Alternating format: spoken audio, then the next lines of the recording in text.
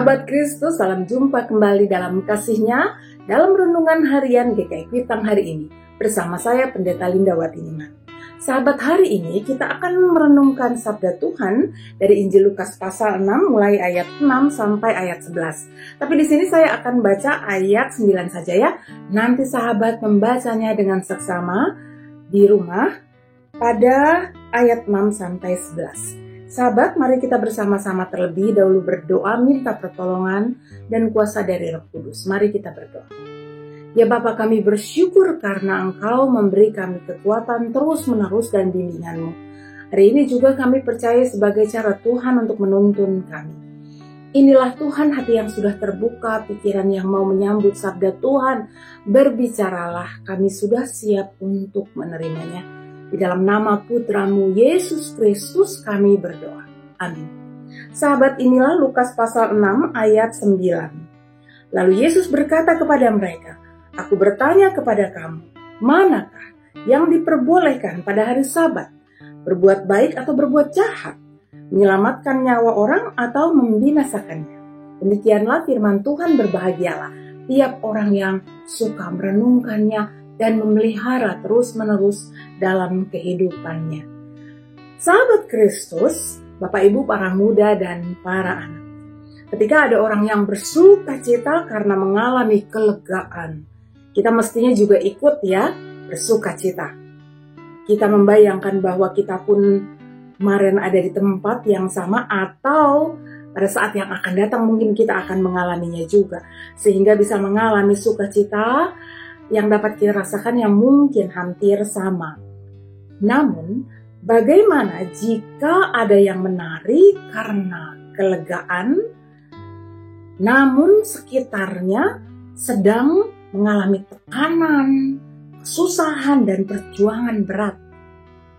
Maka saya yakin mereka yang di sekitarnya itu tidak bisa ikut menari.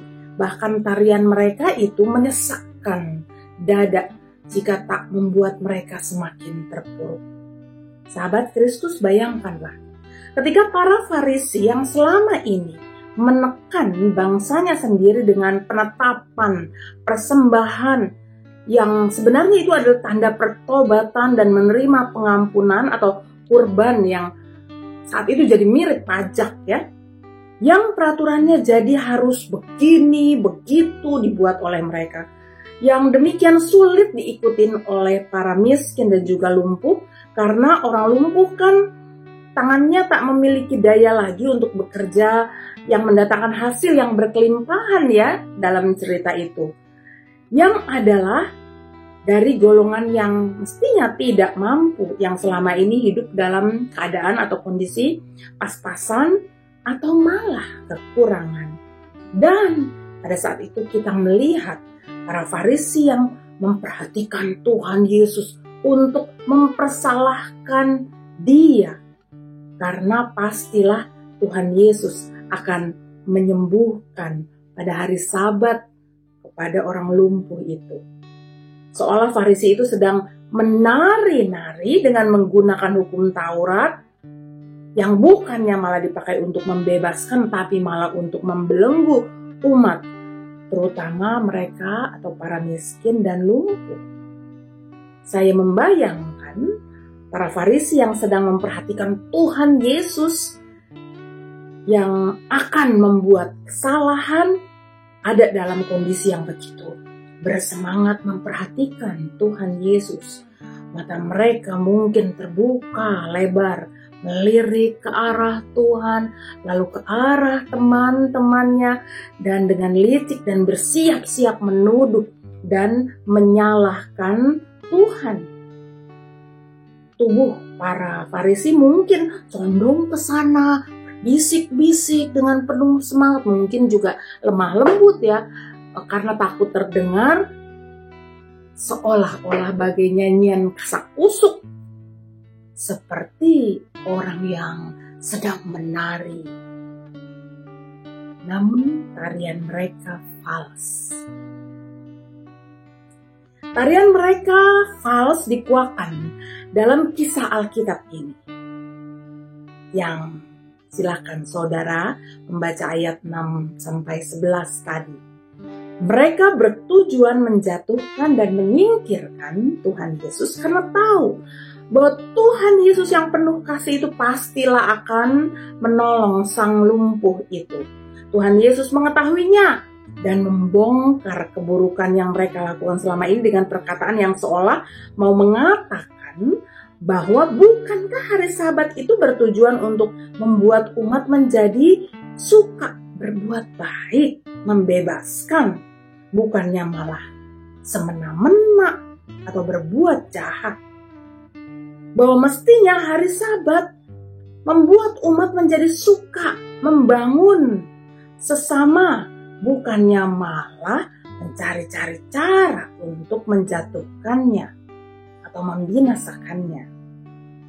Itulah yang sedang dilakukan oleh Farisi-Farisi itu.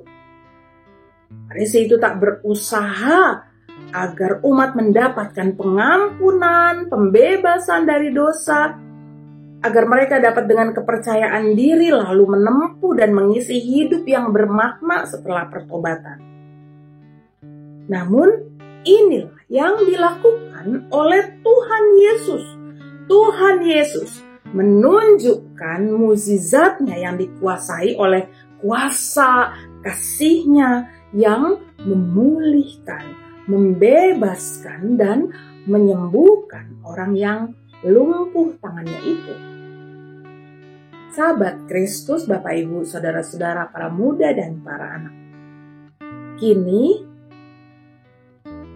Tuhan mau memanggil kita pada masa ini agar kita lebih suka mencari cara untuk membangun dan menumbuhkan, memulihkan dan menyembuhkan, melepaskan dan membebaskan.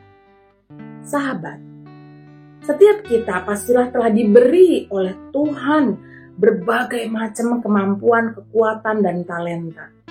Maka kita tak memandangnya semua itu karena beban dosa kita sehingga dipendam.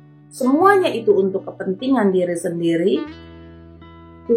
Kalau bisa jangan sampai ditunjukkan menjadi tarian yang fals ya. Sesungguhnya kasih Allah yang amat besar membuat kita melalui Tuhan Yesus yang kuasa dan kasih-Nya amat besar itu berani datang kepada Allah, memohon ampun, memohon perlindungan, memohon pembebasan dan memohon segala karunia demi membawa kebaikan, ketenangan, kekuatan, dan damai sejahteranya kepada dunia dan sekitar kita. Dunia ini mungkin adalah anak kita, orang tua kita, istri atau suami, teman, karyawan, bos, atau lingkungan kita dan seluruh alam ciptaan Tuhan ini yang dekat di sekitar kita. Apa dan bagaimanakah sahabat dan saya akan melakukan dan memperjuangkan kasih Allah dirasakan dan dialami oleh kita dan oleh mereka. Ayo sahabat, tunjukkan dan mari kerjakan. Tuhan Allah melalui Yesus Kristus dalam penyertaan Roh Kudus-Nya menyertai, menolong dan menyempurnakan kita. Mari kita berdoa. Ya Allah Bapa, kami mohon terus kasih karunia-Mu supaya kami terus mau datang kepada Tuhan, Engkau Allah yang hidup dalam Yesus Kristus. Kiranya Engkau menolong kami supaya kami lebih suka mencari cara-cara untuk membawa damai sejahtera. Tolonglah kami dan sempurnakan. Dalam nama Putra Yesus Kristus kami berdoa. Sahabat, sampai jumpa. Tuhan memberkati.